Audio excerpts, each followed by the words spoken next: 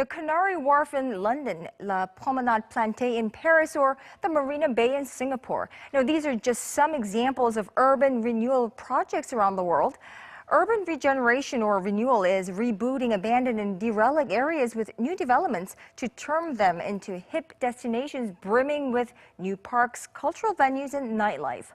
We're seeing more of this right here in the Korean capital as well. The latest revitalization efforts of Seoul. Our news feature tonight with Kim Jung-soo. The neighborhood of Bulgwang-Idong in Seoul's Eunpyeong district is usually quiet and unassuming, but it's recently received a meaningful injection of energy. That's because the city of Seoul selected it in a contest as one of 20 neighborhoods in the capital that will receive 120 million won, or $100,000 to fund its own urban regeneration programs.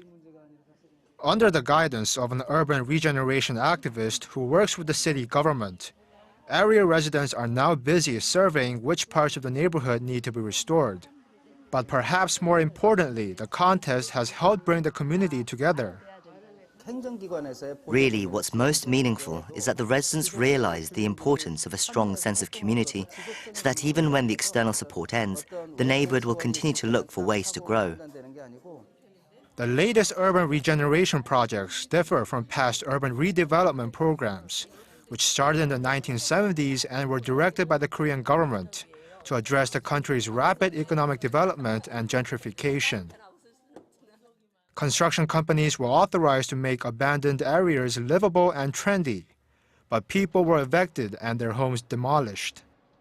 Programs placed a heavy emphasis on exterior design, but ignored the needs and visions of area residents. Past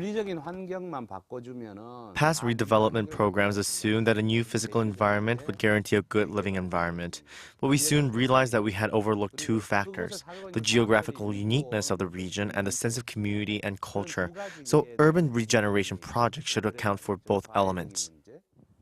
Many urban planning experts point to a little community in the center of Seoul to prove their point. Changsu Village in Seoul is a prime example of successful urban regeneration. As Seoul faces the inevitable effects of an aging population, many believe the village can serve as an effective role model. Changsu Village has a population of about 600 people and 300 households. Many are migrants from the countryside who were displaced by the Korean War, and over 65% of them are well over 60. Changsu Village was considered for a government-driven new town development project back in 2004. But no commercial developers opted to join in because the available land was too small and the issue of land ownership was too complicated. Then things took a turn in 2008 when area residents decided to take the initiative to recruit their own architect and come up with their own regeneration plan. Then they approached the Seoul city government in 2013 to seek financial support for their plan, in which the city government would listen to the village rather than direct it. Really, our attempt at urban renewal is very different from other government-led initiatives, which often build a roadmap aimed at reaping the most benefits in the shortest amount of time. Our focus is on the comfort and needs of our residents. As a result of their efforts, Changsu Village now boasts a number of new features. There are new staircases, CCTV cameras, and community spaces called sarangbangs, where area residents, many of whom are aging and live alone, can gather and spend time together. It's great to have this space to spend the winter. The roads have become wider and the residencies all have gas and electricity now.